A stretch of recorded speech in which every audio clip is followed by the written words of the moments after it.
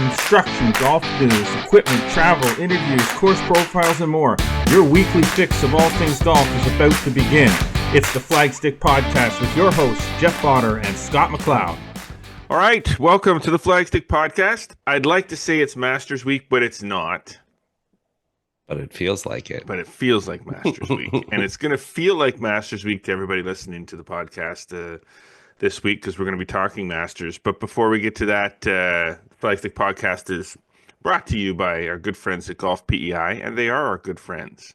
Golf Prince Edward Island is a premier Canadian golf destination, boasting the most number of golf courses per capita in the country, with over 400 fairways, closer than you can imagine, top-tier accommodations, and exquisite culinary experience. It is the best golf vacation you will ever book, so book it at golfpei.ca. Hopefully you're listening to us or watching us on Instagram, X, TikTok, and Facebook. Subscribe on Spotify, Audible, Amazon Music, and Apple Podcasts, and we really do encourage you to subscribe to us on our YouTube channel. Like us and click the notification bell. Make sure that you never miss a single episode of this podcast, or anything else for that matter. So, yes, this week's show is all about the Masters, Scotty Mac. Yeah. Well, I think with the Augusta National Women's Amateur going on, I think that is sort of Masters Week is sort of extended naturally over the years. Drive, chip, and putt, yeah. Augusta National Women's Amateurs. So, no disrespect to the Valero Texas Open or the LPGA match play, but a lot of eyes, are on Augusta National right away. So obviously it gets people talking. People are, anticipating it. For us, especially right now in Canada, at least parts of Canada, we're hoping it is a sign of spring, because I don't know what is happening outside these days. Like, it's so confusing. It's unbelievable. I mean, I'm literally talking to golf courses that, have no power, trees broken down, whatever, in central Ontario. And then we go from down here in Kingston, and Ottawa we'll talk about in a minute, we go from freezing rain, power outages, to all of a sudden the next day it's 12. And so it's been I don't even know where to begin with it, to be honest with you. I mean, it's very seldom does a golf course start the season by cleaning up the mess of a storm before they can start getting the golf course ready for people to play. Like, the course, a lot of courses might be ready to open. Yeah, it's hard enough, but there's a lot of cleanup over the last few days with the freezing, with the ice storm sort of deal that we had, especially up in northern parts of Ontario. Yeah, central and Ontario. even down your way, like down in Kingston area. Up here, we didn't get hit in Ottawa. I say up here. I gotta keep remembering. You got to describe it for people, because not everybody knows everything. Up here, and where we are in our place. Not everybody knows where we are, because we have people that have downloaded this podcast in 95 countries. Yeah. So in Ottawa, we did not get the freezing rain and the storm. But you got snow, though. That's snow, but the snow is, I'm looking out there. The snow is still in the driveway. Yeah. We were supposed to get freezing rain last night again, but it doesn't look like it amounted to much of freezing rain, and it's supposed to get warmer. But there's still a lot of snow and icy stuff out there, and there's tree branches. And so golf courses have to prepare when the snow is all gone. Yeah. And they're prepping the golf courses to be open for the public. They're trying to get ready. They don't need to stop and clean up trees that fell and branches that are all over the place before they can actually get to the stuff that they have to do to open the course. Right. Yeah. So this is just, it's nutso.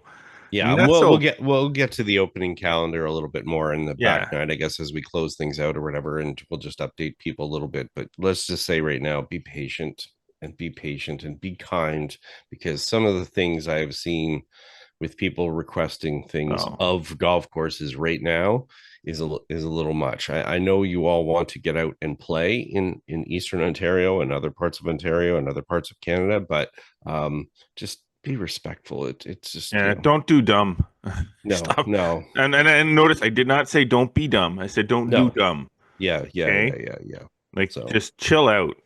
Go play some indoors. There's there's a lot Lots of of indoor golf facilities everywhere.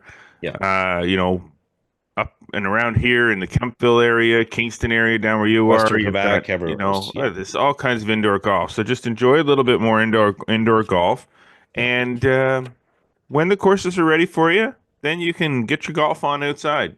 Yeah, Golf to your exactly. heart's content. Golf your brains out. You got it. So that's how you combat it. Just golf your brains out when you can. Um, so yeah, so we're gonna talk some Masters here on the front nine, and that'll probably More of spill it on the over back into the nine. back nine, and then Yeah. we might talk about some other stuff in the back nine, and Yeah. then maybe some other stuff. We might talk Juju. Um, I know this is going to be so much fun I hope I get to talk about it, because if I don't get to talk about, I'm gonna put it in there right now, and we'll explain later what Jeff is talking about. yeah, Some people will Ju. some people We're will not have a talking about the little gummies that you buy in the and we're store not either. talking about Sahith Thagala's girlfriend whose nickname is Juju, or we're not talking about Oh, I feel Juju bad who for the from Gallas. Juju from USC who's hurt and was not able to play in the playoffs for the women's Final Four. Just a So lot of juju going on here. there's a lot of Juju going on, but we'll Uh, get to it. okay, so let's get into some of the. So let's get to the front nine, because I want to start talking about the Masters. So let's get to the front nine, presented by Metcalf Golf Club. A natural setting, a pleasant challenge. Golf season really isn't that far off. I guarantee it's coming. But it is time to start thinking about what the season is going to look like ahead. And golf at Metcalf is a great place to start. Get on the waiting list for a membership. Join one of the leagues. Get on a waiting list for that. Participate in an event this year. Save some money on golf all year long with the popular game passes. Visit metcalfgolf.com to set all that up. Again, Rob reminded me the other day again that they have their Masters dinner thing. So I'm just going to Yes, say just a little shameless plug for them. sure. Go check out their website. Their Masters dinner is happening next 12th, week, correct? and yeah, next week on the 12th, and they have a lot of items that were on and are on Masters menus of past and present. So Now, question for you. You were in, and okay. we'll talk about that a little more. We mentioned about people having those dinners and stuff like Hmm. that. Have you been to any watch parties, No, events, or whatever? not ever. Nothing. Okay. Never. I'm a loner when it comes to watching the Masters. I go downstairs in the basement, turn on the fireplace if need be. Almost Mm-hmm. always anyway, just for ambiance. Kind of a Ambient. Butler cabin Oh, moment. gee, I was gonna say, is your butler? Do you hand yourself a Put a couple of trophy? chairs in Look in front the of us, mirror. Yeah, and I get a say green hello, jacket out. if Hello, someone comes friends. downstairs, I say hello, friends. Hello, friends. The Uh, annual, I will say the annual one at Accra True Temper. oh They yes, is it they have happening? yeah, Okay, I assume it is happening this year. I haven't got my formal invite yet, but I'm sure I will at some point. I But hope so. I've never usually gotten an invite. well, you can come on down, No, but I will. it's not for you. It's not for you to invite me. Okay, Kenny, Gavin, get on the phone.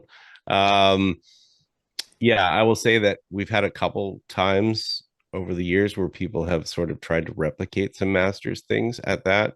I won't say they were terribly successful. Pimento cheese sandwiches, um, well intended, but it's a love hate relationship for most people because Yeah, it's like it's cheesy mayo in a between two pieces of white I've bread. never had So one. I'd love to try one. I've never oh. had a pimento cheese sandwich. I would love to try one.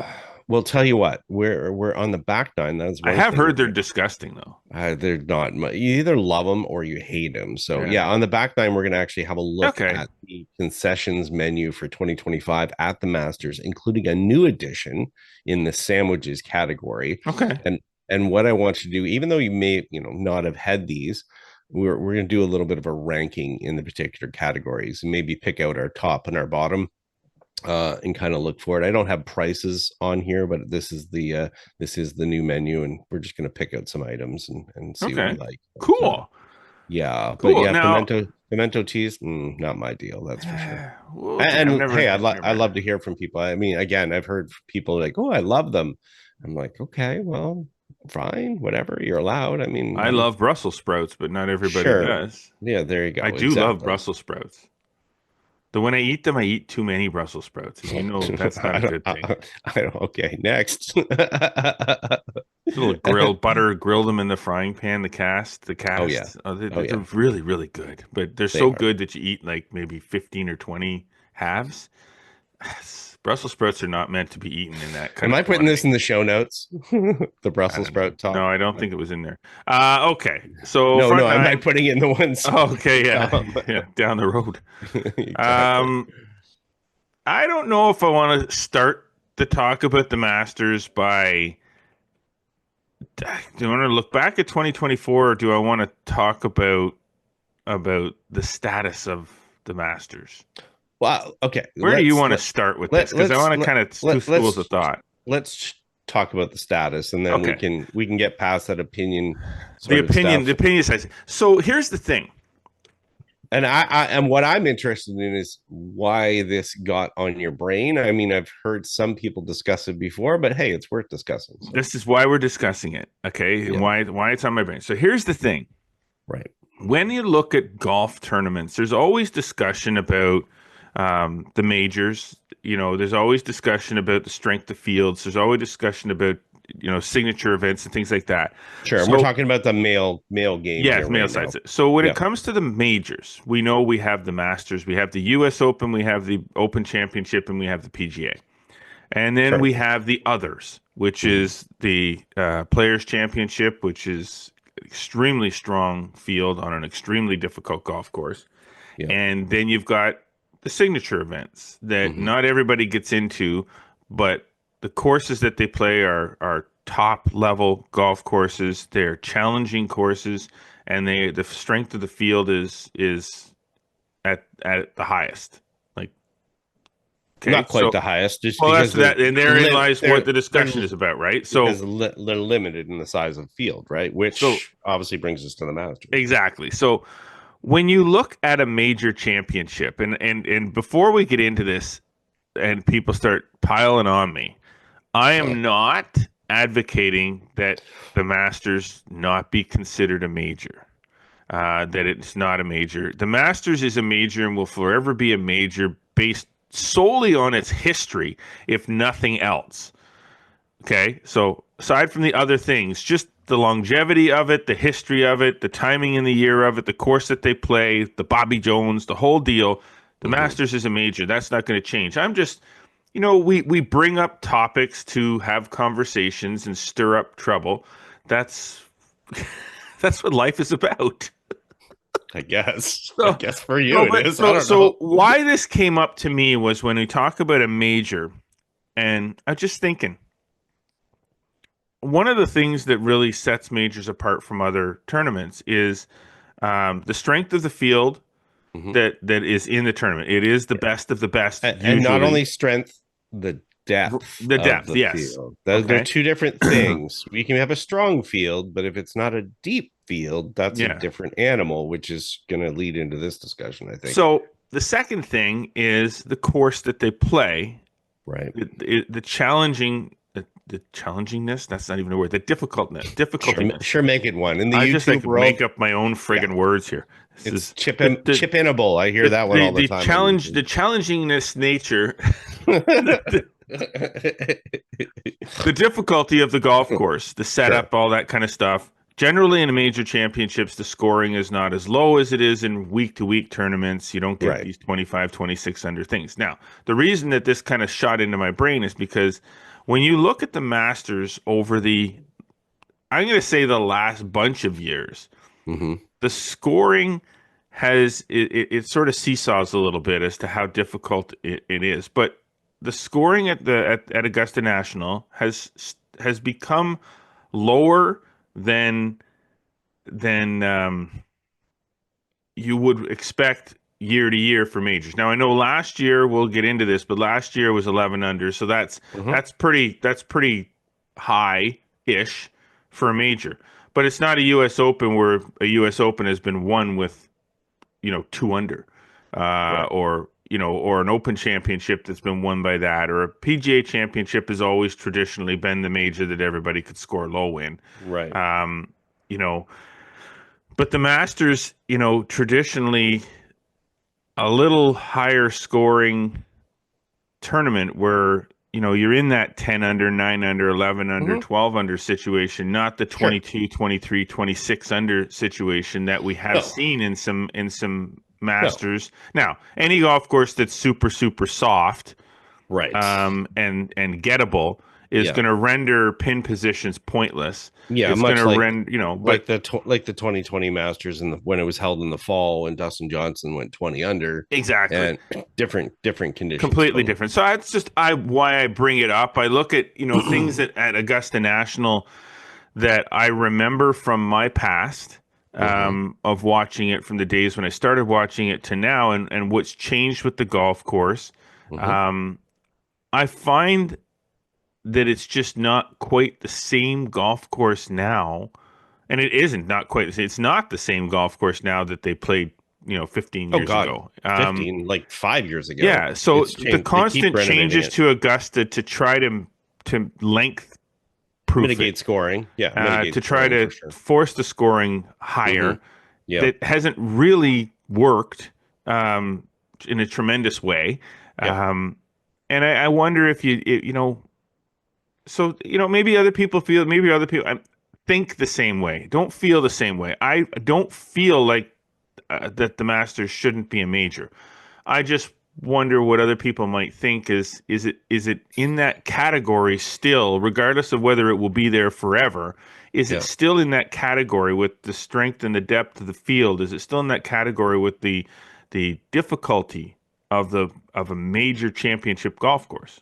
I think it is, especially when we talk about the green surfaces and so forth. They provide an extreme challenge. But on the other side of it, I don't know if that is. I don't know if it's necessarily necessary. There's the two words that shouldn't be ever Necessarily necessary. and never should be put together. But because here's the thing, I think one of the neat parts about the majors is that, at one point, and maybe it's a little bit different now because there's some things that are muddled a little bit, but they have their own personalities, Yep. right? They have their own distinct things that are happening: US Open, PGA, Open Championship, Masters, and they have their unique looks. And I think they're majors for a particular reason, as you mentioned, historical significance, so on and so forth. So I don't think that every major has to be. Now, do I want to see 30 under par? No. Would I like to see a little bit more excitement? Yes. Would I like to see that excitement always be on the negative disaster side? No. So I think even, as they've lengthened the golf course and they've made changes on the back nine, they've certainly neutered it a little bit, especially those par fives of, 13 and 15 and those dramatic runs on the back nine. We have not seen a lot of those, because maybe the opportunities are not there as much. And, when you get a golf course that's on an edge and it's difficult, like if you think of the year Zach Johnson won at +1, it was probably the worst thing to ever watch. Like, it's just like, when there's, some people may relish in the disasters, but it was not very exciting as far as, the opportunity early in the year to watch the best players in the world exhibit their skills. A lot of people would say, well, I can make a double bogey, you know what I mean? But, Hmm. it's the chance to, get on a hole like 15. I mean, as we start to see more and more players on this par five on 15, and they get further and further back, and more of them start to lay up, I'm not sure when it all of a sudden, it pushes it too far back the other way. Yeah, you want it to be on the edge. You want it to be a difficult shot. You want to test the skills of the best players in the world, but you also still want to provide some level of opportunity for them to kind of sneak their way in if they take the risk and get the big reward. But if you all of a sudden take away all possibilities of a reward, well, then there's not much there for the fans to lean Yeah. into. Now I will say, we're talking about a 92 player field this year, and we'll get to the field here soon. But it is one of the smaller fields. We do now. Um, that hasn't changed a lot over the years, but I will say there's less ceremonial golfers now. They've Hmm. managed to do that. So you got to remember when the fields were 80 and 90 players just a few years ago, they had a lot of the Billy Caspers of the world and Orville all the Moody. Orville, yeah, that sort of past winners that were aging, that were taking their opportunity to be in the field, but they weren't competitive in any way. And while they had earned their spot, they obviously changed the rules so there were some limitations on that from an age standpoint Yeah. and so forth. And I'm perfectly fine for that, and that helped to strengthen the field. I would still like to see a few more players. I mean, I know it's hard, and they wanted to make it hard to get into this field. But it would still be nice if there was a few more players, and even if the field stretched to 100. You know what I mean? Why is there no Canadian amateurs in the field? It's Well, always a that question that I wonder. You've got amateurs from all over the place in the tournament, but your closest neighbor, and Canadians are highly competitive golfers on the PGA Tour now.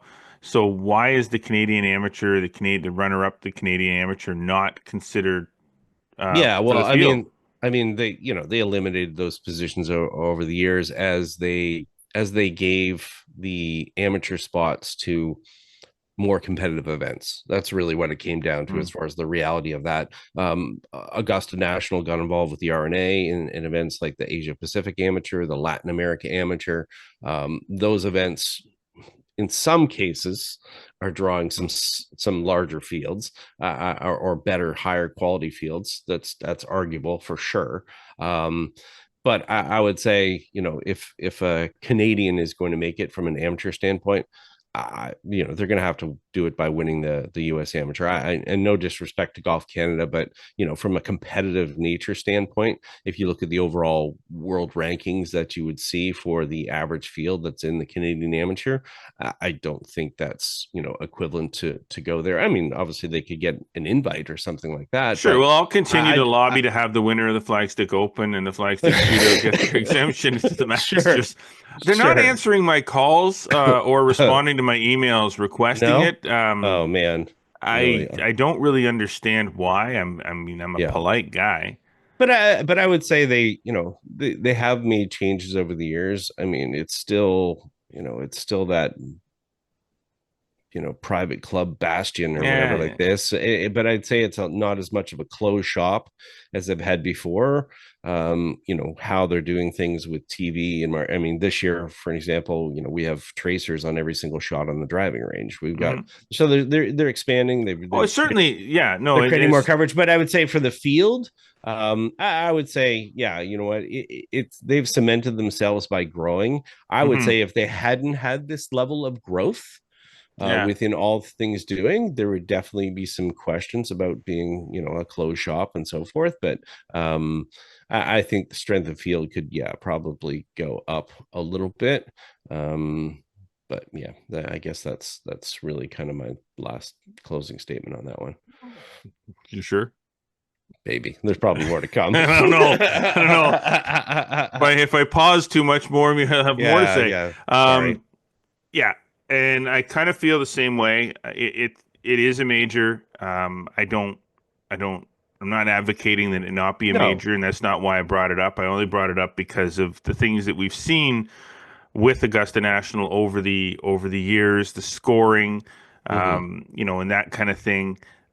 And you look at some of the other tournaments like the Players Championship that are are very strong fields, Well, the very player, deep fields, and yeah, and the players tournament. arguably the strongest field in golf, So really. that's where you start thinking, is the Players Championship more of a major than the Masters now Mhm. than it once was, or is it just that the Players Championship is another, it's like a fifth major. It's not really one that would step into one of the top four, but it would just slide into the bottom. I mean, there was one point the Canadian Open was considered a fifth major, right? So I mean, Wow, yeah, discussion point. Yeah, I mean, there were obviously Australian Open, some of these large opens. They were big events as far as worldwide. They were kind of under that level. mhm. I would say, and obviously the PGA Tour wants the Players Championship to be a major because they don't own any majors. But what does it even mean, Scott? Like, honestly, like Yeah, when you think about it, oh, it's a major. I So don't think that. what?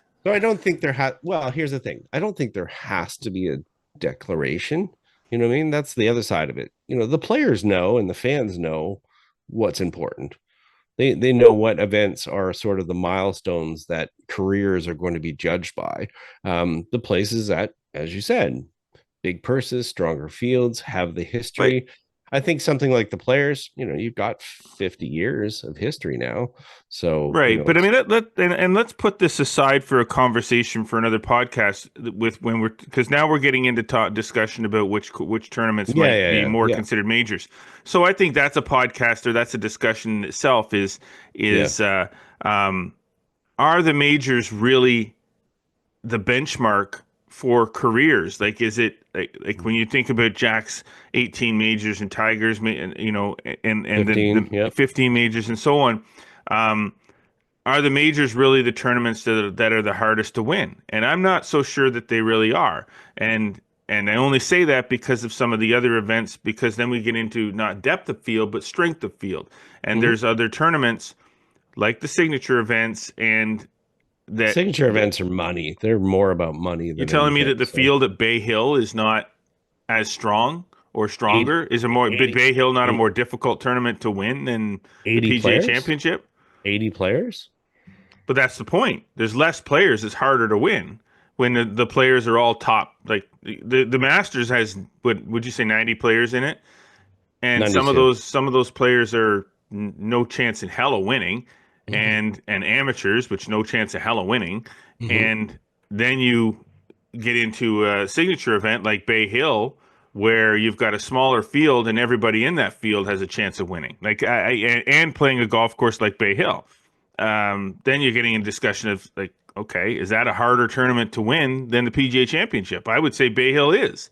I would Depends. say, I you guess it know, depends where the PGA Championship is too. So and yeah, how well, it's set up and so forth. But again, we could end up just splitting hairs, and there's no yeah. winner and that stuff. Boy, So, anyways, did that discussion ever take up a lot of time, Scott? yeah. Anyways, let's Oh get no, now he's that disappointed. Now he's mad at me. I'm not mad at He's you. mad because it just, I'm it mad just. because I haven't had my coffee yet, and I've been talking too Well, then much. shut up. All right. Why don't we We got about get 9 minutes back to it? here. We could Well, let's let's have get a off that little topic. Let's get back into just a quick look back at last last year. year. Yeah, for sure. Um, Winner Scotty Scheffler. Yeah. Uh, 11. We said 11 under 277. Good Yeah. score. To me, a good score to win a major championship. A good score to win at Augusta National. Mhm. Um, but what are the highlights of last year's Well, I think, if we look at it and I'm, tried to kind of remember it as much as possible or whatever event? and go back. And I mean, obviously Coffee. he won by 4. But Hmm. it was more competitive than that. And then he separated himself. But Um, that's what Augusta National allows somebody to do: it separate can. themselves or be caught. Yeah, it can be so for sure. But I think Ludwig Aberg was a big story last year, and I think he's going to be a big story going into this year.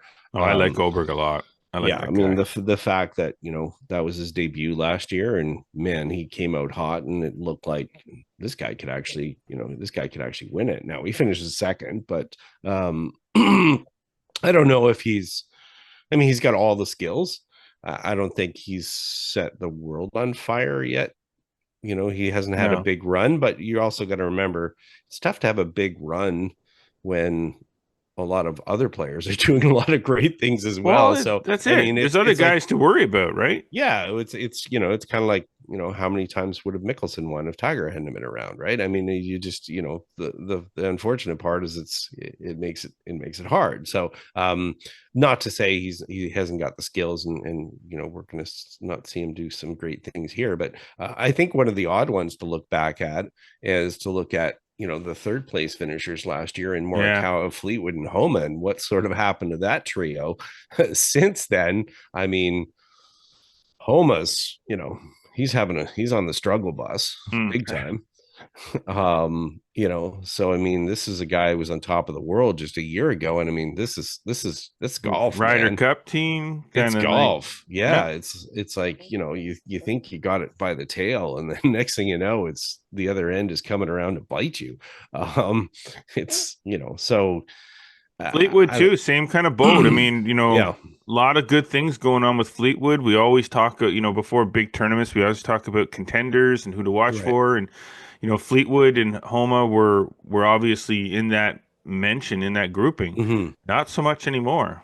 No, and I mean, Scheffler was on such a roll last year, and we'll get to his 2025 prospects eventually here, maybe on the back nine as we start to talk about some different things. But I would say when you have that level of confidence that he had last year and Mhm. getting all those wins, and um, you know, uh, and I think the one thing that plays into it as well is that he'd won it. He won it in 22, and that experience makes a massive difference. If you know what you sort of had as a formula for success, Hmm. it leads to a lot of confidence, right? And, Sure and does.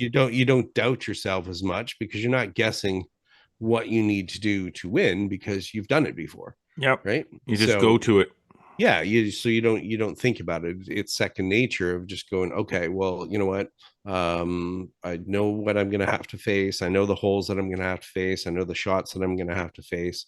I know where the hole locations are going to be. I generally know what I'm going to have to do. And I think that's an interesting point too when we talked about I said it was going to be my last point on the major stuff. When we go back and look at, if we have the same hole locations over and over again in a lot of cases, Hmm. is that a good or a bad thing? Because does that go, oh, that's great, that's our traditional hole location, whatever, we get to see the shots that we were romantic about years ago, whether it's Tiger chipping in or a Jack making a big putt on 16 or 17 or whatever, one that we sort of tie our memories to.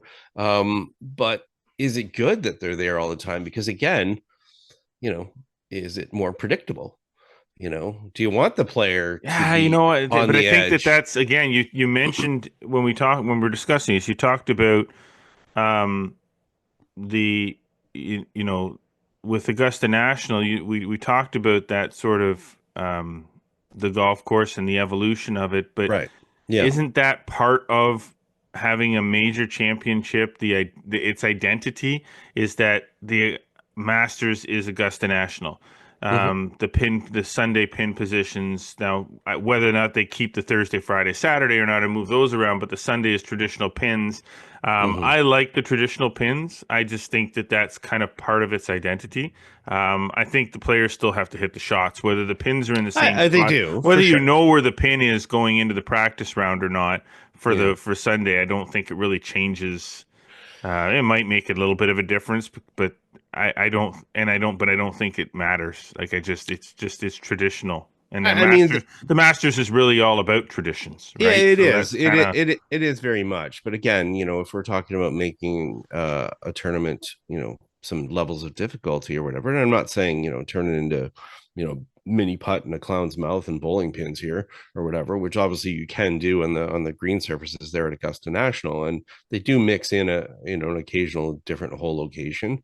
But yeah, I mean, when you get a guy who's won it before and he just feels that more level of confidence, I mean, do you want the players to maybe be on more edge? Do you want a little bit more drama? I mean, and I'm not saying you just automatically, get it. You got 4 days of a lot of stuff that has to happen. I Um, would like to see Augusta National kind of find a hybrid setup to what it used to be to and what it is now. In that, I'd like to see a good amount of the rough gone. I'd like to see it back to playing around the greens, really, really tight around the greens. I'd like to see more balls running back into the water on holes like 12, on holes like 13 and 15, on holes like 11. mhm. 11 especially. 11, I remember watching Masters where guys would go and they'd get to the left side of that green Mhm. and just watch balls spin Yeah. back off the front of Well, that green. Now and now now they get caught up in the rough, or they or just or they play. or they fly it into the water because they have a long iron in their hand or whatever. Yeah, You know what I mean? Because the thing is the when you make the golf course longer, you take every the time. spin out of the shots too. Like, Well, yeah, it's not just a spin. You increase the dispersion as far as left to yeah, right. So I yeah, mean, yeah, so you're less likely. I mean, so that's how you're making it difficult. And they have a choice. They have lots of different ways they can go about doing that. But again, it's a tricky formula. And as you said, in a place that really leans on tradition in a lot of ways, yeah, you sort of lose that. You know what would be cool? Like just even a retro tee, and I get it, like just on a Sunday, instead of just jamming everything in the back. So think about our tournament, what we like to do, our yeah. tournaments, we try to mix up the whole locations, we try to mix up the tee locations. Hmm. So I mean, Augusta National, I know they have one hole in three that's sort of semi-drivable, but it's Yeah, not because the green's on a volcano. But I wouldn't mind seeing a pushed up tee on 13 or sure. 15. It doesn't have to be on Sunday. No, no. So, but Okay. anyways, we All we right. can Well, talk you know about this what? more in the back nine. Let's push all this into the back nine. Let's finish this discussion about the Masters in the back nine when we get back. That's what we're going to do. So stay with us. You're listening to and watching the Flagstick podcast with Jeff Botter and Scott McLeod. Hey, loser buys the first round. You're on. On Prince Edward Island, we believe in playing your game your way. From the first tee box to the 19th hole and beyond. With over 400 fairways waiting for you, there's always another reason to golf Prince Edward Island. All right. Well, welcome back to the Flagstick podcast with Jeff Botter and Scott McLeod. And our good friend Juju. Okay. More Masters talk. Okay. So I did not see my discussion topic leading to man, that was a I don't even know Tangent. how to describe it. That was a tangent on a big level because I did not see it go in that It's all direction good. and taking up It's all good. pretty much the whole front nine. But that's fine. That's While we're kind of what here, a good podcast is all about, I think. If I even know what a good podcast really is supposed to be about. I've heard some good podcasts that have go nowhere near that direction. All right. let's talk about the field Let's in a talk about different the way. field because the In a field different way. yeah. So we said it's 92 player field. Yeah. Amateurs and professionals from all walks of life. Mm-hmm. There's quite a variety. There Mm-hmm. are what do we say? There are two Canadians in the field this year: Pendrith and Connors. Four. Who am I Taylor and missing? Weir. Oh, Taylor and Weir. I keep forgetting about Weir. Yeah. Past champion, so and still relevant. Still a relevant golfer. He is no um, um, Billy Casper. Billy Casper. That's the one that comes to mind because he's the one that kind of dragged it out forever, right? Actually, it was funny The because Billy Casper rule that they put in place. yeah, Knock it off, man. You can't play anymore. yeah, yeah. It's So yes, yeah. four Canadians in the field, including Mike Weir, past champion. It was funny because I got to talk about some of those past champions when Yeah. I got to play in Puerto Rico because I was playing with Pearson Cootie, whose grandfather won the Masters. Right. So we were talking a little bit about that and that tradition and stuff Charles like in that. charge. It's kind of neat. I mean, think about that. If your grandfather won the Masters and you're now a pro golfer and your twin brother's a pro golfer as well. So It's a lot of pressure. yeah, I don't know if there's some expectations and stuff there, but I think it's I think it's a matter of family pride and asking him a little bit too, but how often do you get asked about that? He's like, all the time. It Every depends. freaking day. Yeah, it depends on the audience, obviously. For Well, yeah, people because some people probably don't even know who No. his grandfather was. So, exactly. So yeah, but it's interesting just to have that in your family so heritage. we look at a Anyhow, field like this. It's 92 players, and there's no point. We're not going to get into like discussing each player and their oh merits God, and no. and I don't even, Sure. I look at the field and say, okay, you know what? You got the Schefflers, you're probably the favorite to win. And you've got other Yes. players that are playing well, like Wyndham Hmm. Clark is playing well right now, finally. JT's playing really well right now. Someone to pay attention to. Uh, I still like. Min, Well, Zalatoris is still sort of my dark horse. I think. Still that's really like his game. Minwoo Lee coming off a big W. The thing with Minwoo Lee is I don't know that he has the Augusta National game. I well. just Here's the I just yeah. don't know. Kind of like Rory. I just don't know if Rory has the ability mentally between the ears to keep it together for 4 rounds at Augusta. As good as he Uh, is. I mean, two different animals there for sure. I mean, you got to remember, You Minwoo think? just won for the first time, so I love the fact that he tried to aim point that putt on the fun. Like that yeah, was that was just fun. so funny. That was funny. So, I think there's going to be a lot of people in his corner for sure. Sure. He's got the length, which is a massive tool at It's Augusta crazy. He's like a National. string bean. He freaking just Yeah. Yeah. rips it. 190 ball speed kind of guy or whatever. So he's got those, he's got those tools that way. Is he consistent enough to compete? I mean, who knows? I mean, you're riding a high for sure. He'll be Hmm. fun. He'll be fun to watch, definitely. And I don't know about Zalatoris. I mean, he's in the field, but yeah, it's like Well, it's like we were talking about JT Poston at the beginning when I right. first saw the list. It's like I saw JT Poston on the and it's like, okay, how is this guy on the list? Like I'm not discounting anything that he's done because Sure. whatever he's done to get on the list, he's done, and he's done. He's on the Yeah. list. Yep. But how? Like I see nothing about JT Poston ever, and Well, it's a winner, but I yeah, know, but that's it's how just you get in. But that's the thing. You've got to understand that the qualification aspect of it. You win, you're in. So that's part of the aspect of it. So you're definitely going to get a bunch of randos mhm. that are in here that maybe it's great that they're there, but how will they compete for sure? I think Zalatoris is going for like 45 to 1. Would it be a cool story? Yeah, that'd be a cool story to follow. I mean, for you, what are you beyond the obvious, which is the two main stories that Mhm. everybody's going to be talking about are McElroy and basically Scheffler.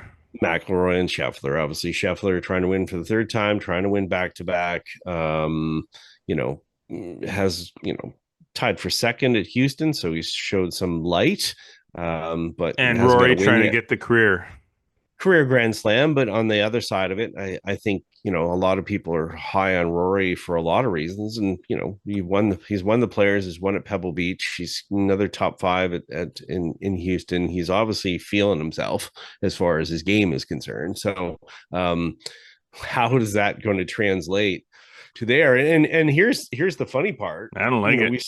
We look at golfers, and I was thinking about this because people go, "Oh, what are the weaknesses of certain players?" Look at three of the top five favorites in the betting right now are Scheffler, McElroy, Morikawa. What are the three things that each of those players has struggled with in Putting. their games? Yeah, Well, exactly. look at So Rory, Players Championship. I'm sorry, but if it wasn't for the fact that it went to that 3-hole playoff, right, yeah, Rory came very, very dangerously close to losing the Players yeah, Championship on the basis of his putting alone. yeah, He threw the, yeah, and is that not the same thing that happened to him with Bryson coming down the wire at the U.S. Open yeah, last year?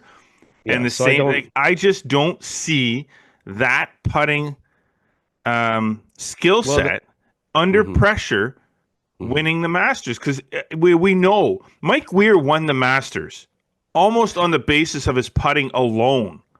sure. So putting and I short game are extremely important. I right. don't think Rory has the putting to win the Masters right now. Not Well, right now. well, here's the thing.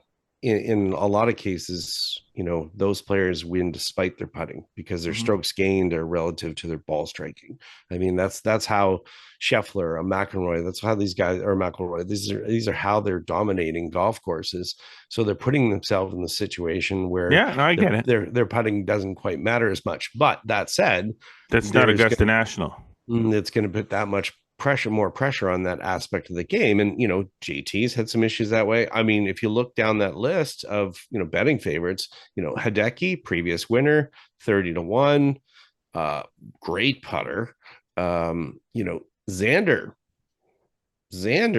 wins 2 majors, kind of last year. Good putter. And 22-1. He's kind of, I can imagine that number is going to look a little bit different. A lot of money on Ludwig right now based on his second alone, but I'm not sure. Now, when Scheffler was winning all those tournaments last year, he was winning all those tournaments partly due to the fact that he was putting incredibly well during that stretch.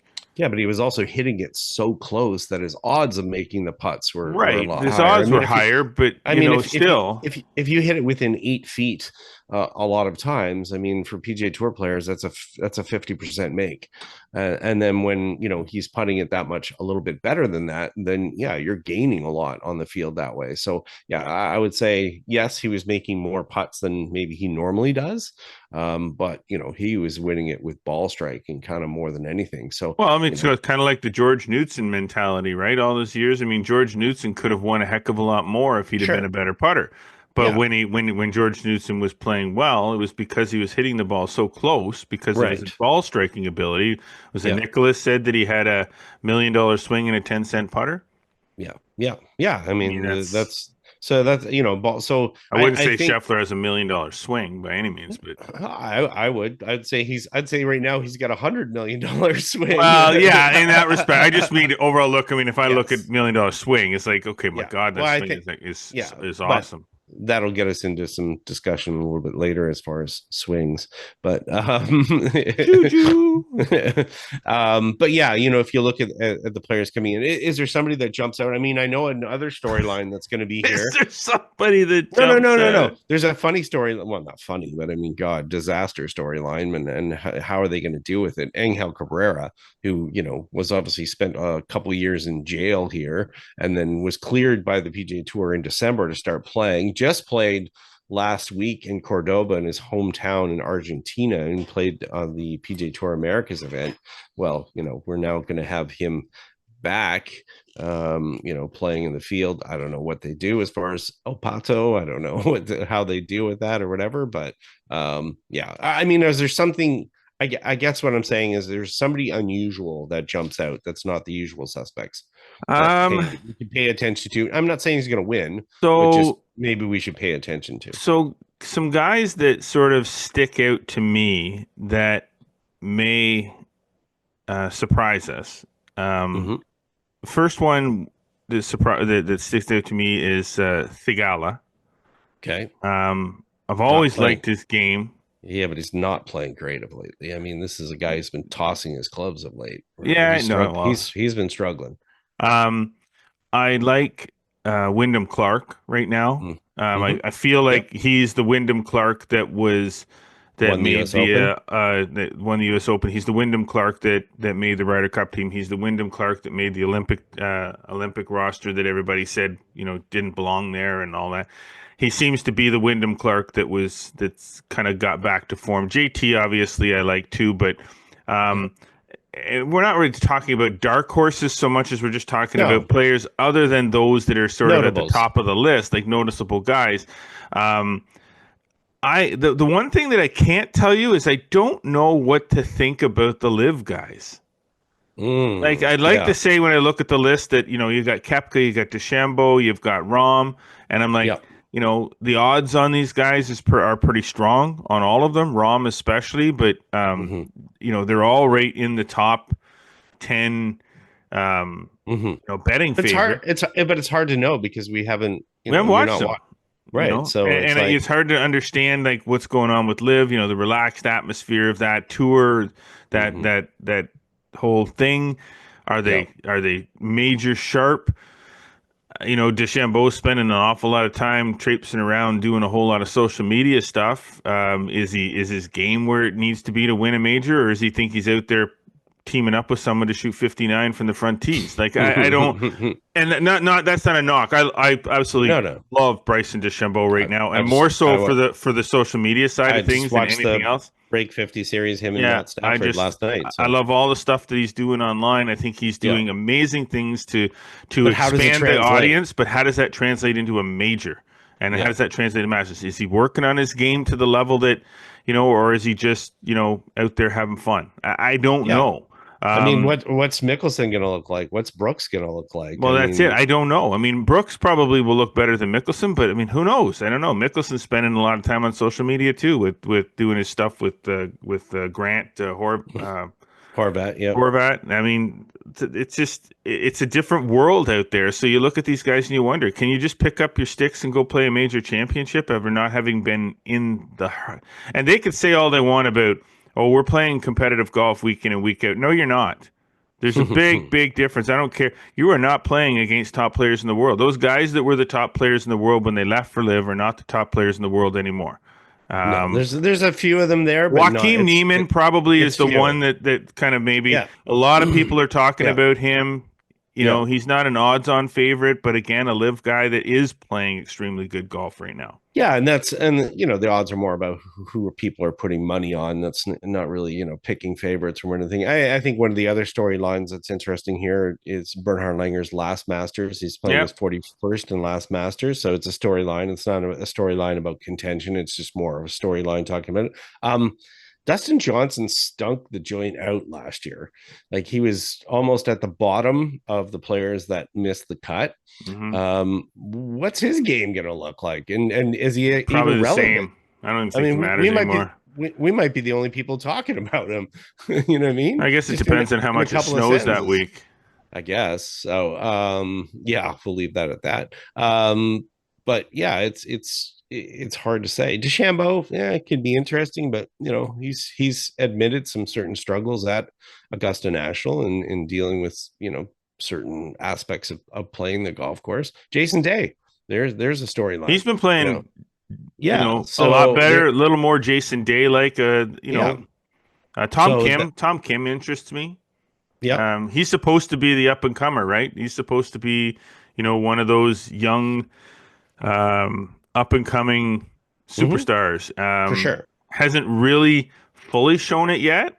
Has shown flashes of it, but not quite there yet. Maybe this is a week. Maybe that's a week that he does it. I don't know. I mean, I think Scotty's still got to be the favorite.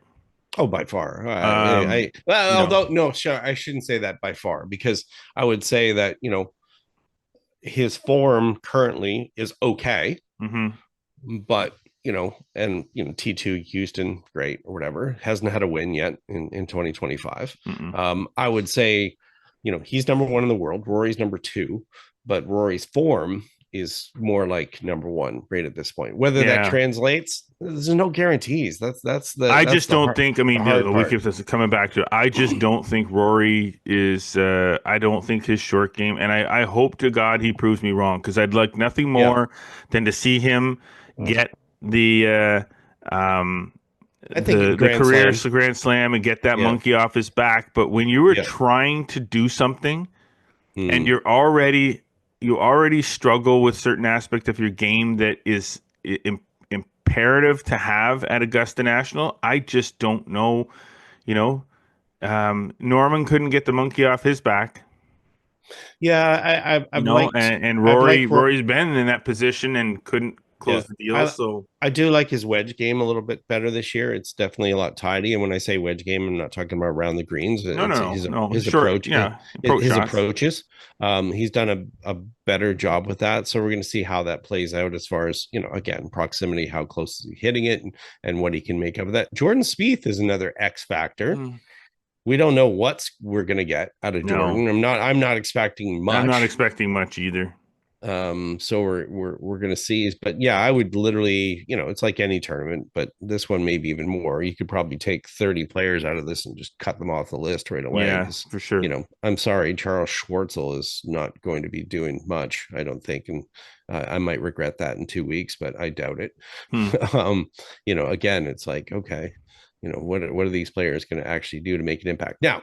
In the Canadians. We don't have high expectations, obviously, of Mike Weir, legacy winner. He's there. He obviously earned a spot there as a past champion. No high expectations out of him, but you never know as far as surprise. But this is a very difficult golf course for him as far as the length of the golf course and taking that on. But Corey Connors has obviously played well of late, made a lot of money with some top finishes in a short period of time. He's obviously showing the highest level of form. I think, he's got to be the top among the four Canadians as far as the favorite. Pendrith is going to be fun to watch around Augusta National as a rookie. He's quite excited. He's been down there. He's seen the golf course a couple times before.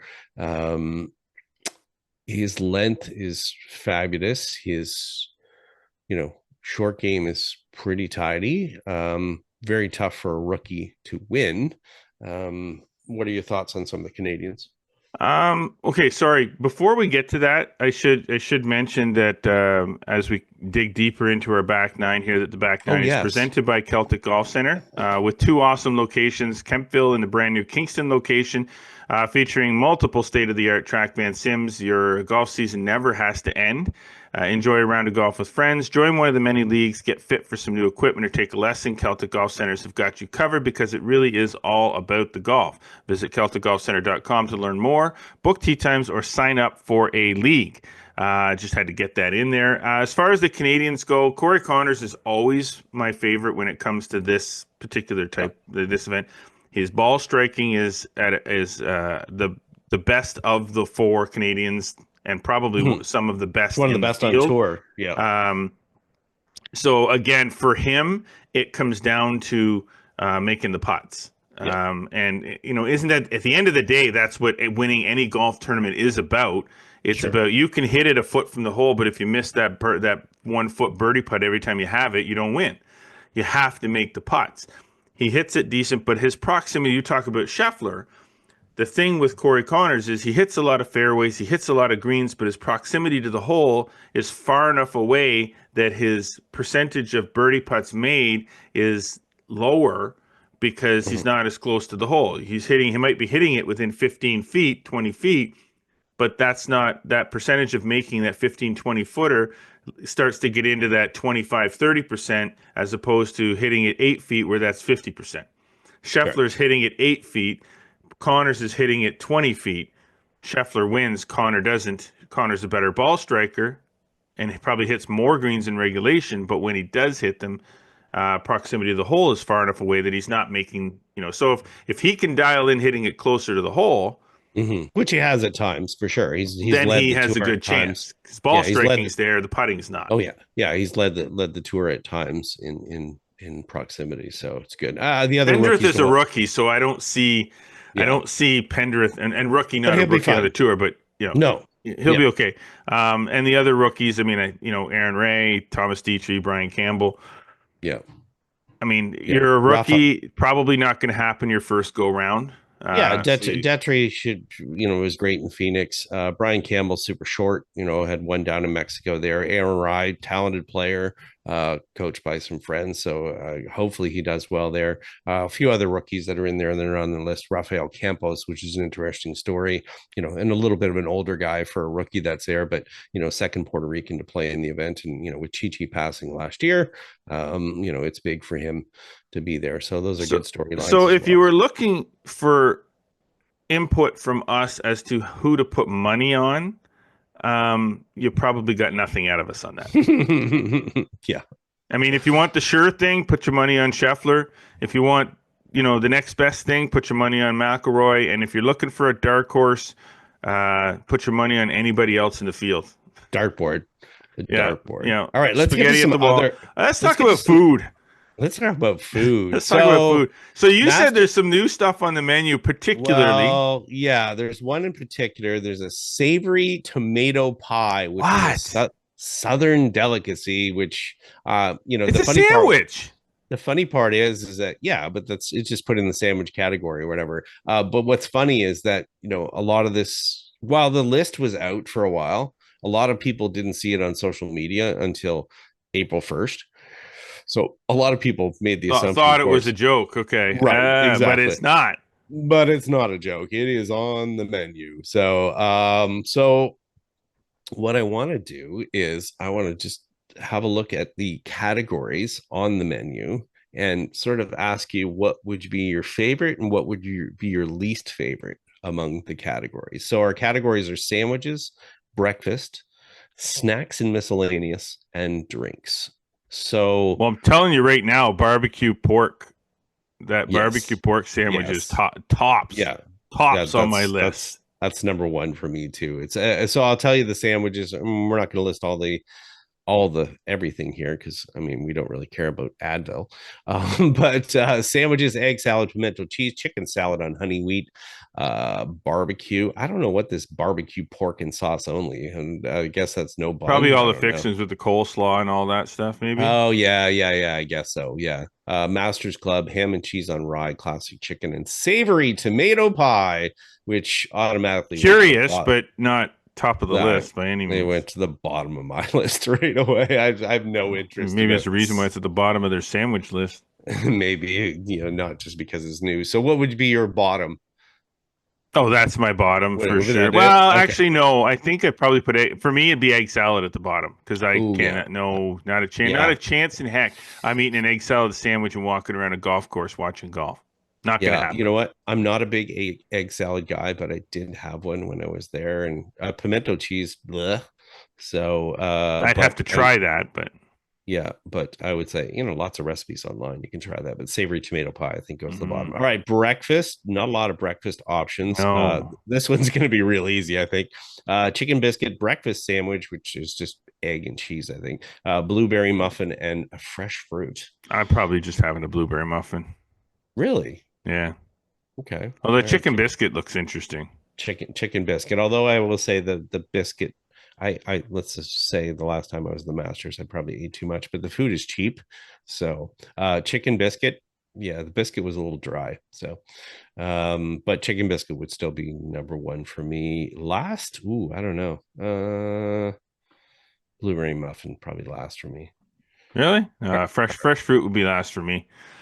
Okay, snacks and miscellaneous. I need the carbs. I need carbs. Yeah, Georgia salty peanut caramel cluster, Georgia pecan caramel chocolate cluster, chips, plain and barbecue, banana, apple slices, peanuts, chocolate chip cookie, oatmeal raisin cookie, Georgia pecan white chocolate cookie. They have lots of cookies. Southern cheese straws, Georgia peach ice cream sandwich, Georgia pecan caramel popcorn, and Master's trail mix and the moon pie. What stands out? Number one? Number one for me would be a leave. No, okay. Given my current status, a leave jumps right to the top of that list. I avoided the Advil and a leave. No, I think you know what? Snacks, but I'm kind of curious. Definitely not chips. Straws. Chips goes to the bottom of that list for me. Actually, no, banana goes to the bottom of that list for me because I hate bananas. Really? I can't eat bananas. I can't stand them. Never realized that. Don't like the texture. Don't like the taste. Maybe I can eat them in a smoothie, but I can't eat them in like just straight up bananas. I will tell you. Oh boy, I know what I'm going to pick. Number one. I don't know what the hell a cluster is. Like, what the hell is that? Is it like popcorn? Cluster. It's just basically chocolate It's like a sort of like we'll call it like a cookie, but it's just chocolate. It's basically bound by chocolate with all the peanut and caramel. I would go Georgia pecan caramel chocolate cluster. I like that. Okay, I'm gonna go Georgia peach ice cream sandwich. Yeah, I don't want ice cream. That's not at a golf tournament. Oh, why not? Because it's melty. Apple slices last for me. Drippy. That's fine. You get a napkin and Get it off your hands. All right. Drinks. Oh my God. Master's Blend fresh brewed coffee. There's number one for you right away. Right at the top of the list. Boom. It's right where it belongs. Right at the top of the list. Fresh brewed iced tea, sodas, lemonade, sports drinks, beer, domestic light, Crow's Nest, which is their craft beer, import beer, white wine, and bottled water. Well, I think if I'm going whatever, alcoholic or non-alcoholic, I think I'd probably want to try their Crow's Nest Craft at the top. But my top would be coffee because that's my thing. But Crow's Nest Craft. I think I'm with you on that one. I haven't had that one because that was an addition in the last few years. But sure, we'll go for that one. So there you go. Cool. Okay. Fun. That's a good. You know what? What else have you got on your mind, Jeffrey? Okay, well let's say that's a good place to leave the Masters for this week. We will obviously have more discussions next week when the Masters actually begins, and we can, and the tournament will be going on. We'll have some thoughts as things are progressing. But we'll leave it there for there. We'll leave it on the food note as lunch is approaching for me. It's 10:30 in the morning, but I have a lunch meeting, so. Okay, so the last thing, and it's all the rage on the talk, and the social media right now on the talk that you see. Yes, I wouldn't say it's in my algorithm for some reason. I don't know why. I'm not looking for new golf swings. Why it's there, I don't know. But I came across the Juju swing. And I mentioned it to you, and you repeatedly said a profanity type language to me for about 5 minutes straight.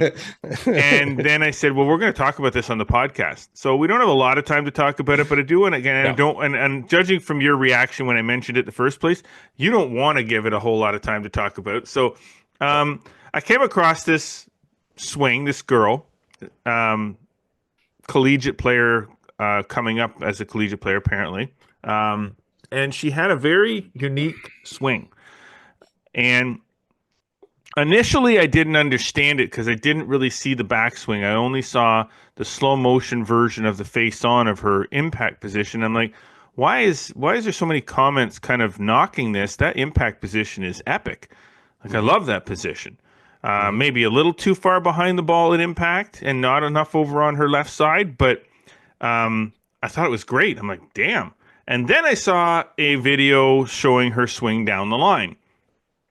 And my first reaction was, what the hell is that? It looked like a cross between Jim Furyk and Matthew Wolff. Or as we like to describe both those swings, it looked like an octopus falling out of a tree. It was very different. And then I listened to, I believe it's her dad, who is, I don't know if he's a pro or just a self-proclaimed dummy. But I listened to her dad go and describe this swing, and I'm like, what the heck is going on? People are listening to this, and then I see videos of people after that, because now it's stuck in my damn algorithm. I see videos of people showing them doing this swing, and I'm like, do you understand how stupid you people look right now? Now I understood your disdain verbiage that you were bringing at me. So let's just talk about the Juju swing. Okay, so here's my beef, and my beef is not in particular with the Juju swing. You got 6 minutes to talk about this. Only? So my beef is the packaging of swing methods as an all-encompassing silver bullet, magic bullet for everyone, and that's where the issue lies. Or anything. Hey, you know what? If the golf swing works for a person and it gets it done, we've talked about your golf swing in the past and you're happy with it and you're content and it does what you need to do. That is fine. But the problem is that there are a lot of people in the world that want to take advantage of the golf industry and take advantage of people by simply packaging something up to sell conveniently and making it sound like a miracle that applies to everyone. And unfortunately, golfers tend to buy hope more than anything. They buy hope. They want some things that are easy. And you know what? Sometimes things that you want in life are hard.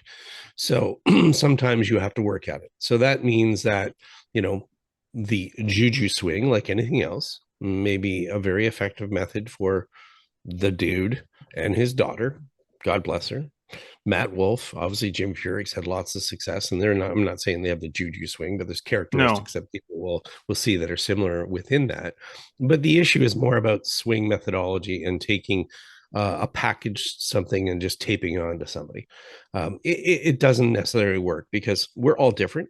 We are all different from a physical standpoint. We're all different from a mental aspect of it. We have different goals. We have different things that we're trying to do. So as a result of it, there is no magic package. I hate to tell people, and most people want that. They're I have a golf tournament in 2 days. Can I get a lesson? Well, guess what?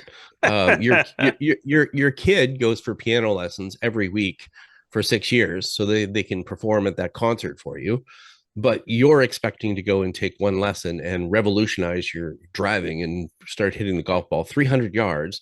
It's not going to happen, people. And if it does, chances are it's an accident when something happens.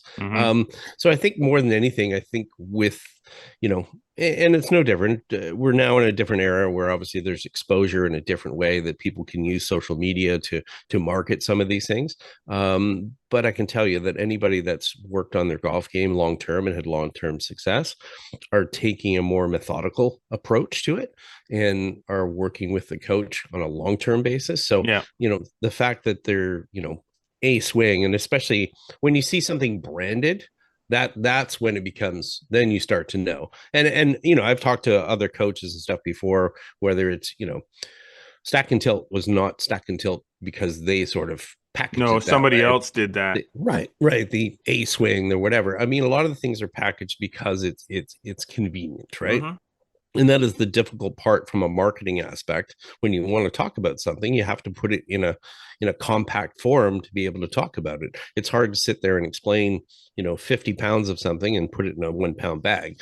It's really hard to do when you only have a 1 pound bag to use to sell to people and to get their attention in a multiple seconds on TikTok or Instagram or whatever. So if anybody is basically expounding on it and saying there's a miracle that swing that's applicable to every single person, run the other way. Run the other way. It may seem tempting, but it's no different than fitness. It's no different than pick a sport.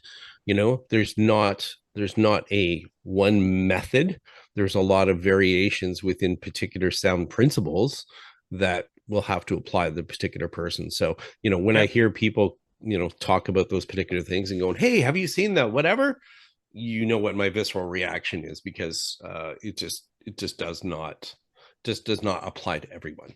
Well, I get that same thing. When you talked about other sports, I spend a lot of time on the ice doing skill development, particularly puck control, and I've had parents ask me, before they sign their kids up for some of my sessions, is they'll ask me, what's unique about your unique about your drills? Like, what's so unique about your drills that's different from this or different from that? The answer to the question is nothing. Nobody has really come up with new drills.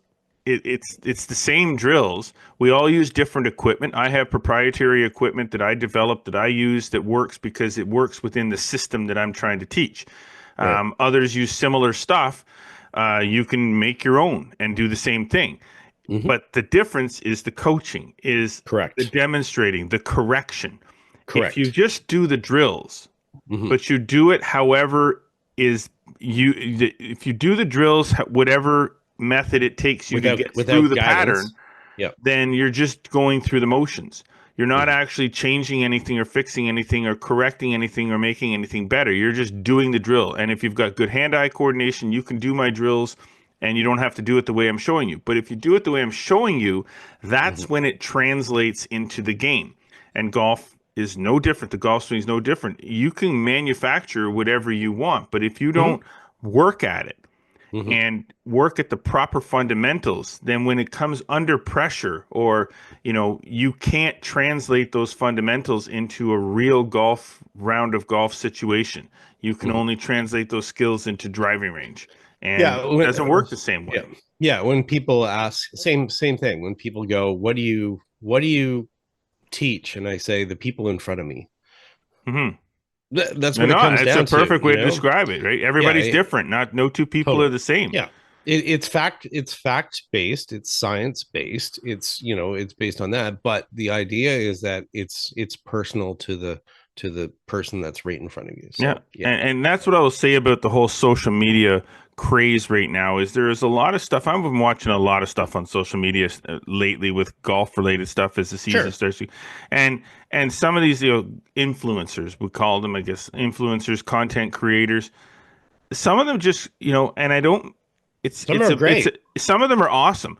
Some Yeah. of them are just looking for a buck, and you can tell. Like there's certain ones that have been doing it a long time too. Like I'll be honest with you, there are some out there that are very high profile golf content creators, influencers, and you can tell that they're using their looks, their image, the videos that they do, the to garner attention, and the things that they say are absolute BS and crap.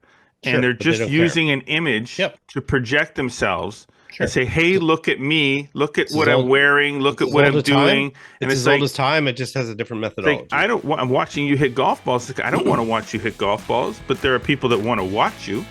Right. Anyway. All right, we'll leave it there. We got to get out.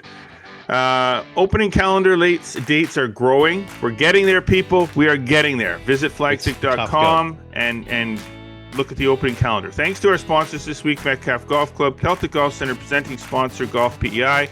Golf Prince Edward Island is a premier Canadian golf destination boasting the most number of golf courses per capita in the country with 400 fairways closer than you can imagine, top-tier accommodations, and exquisite culinary experiences. It is the easiest golf vacation you'll ever book, so book it at golfpei.ca.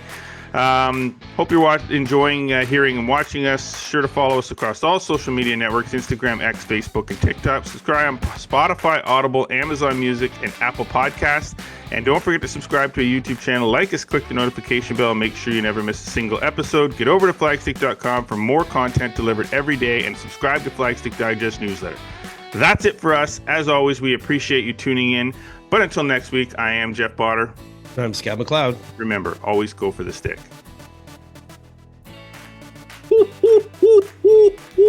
Bye. Bye, Scott. Have a good See ya. day. Bye. You too. Bye.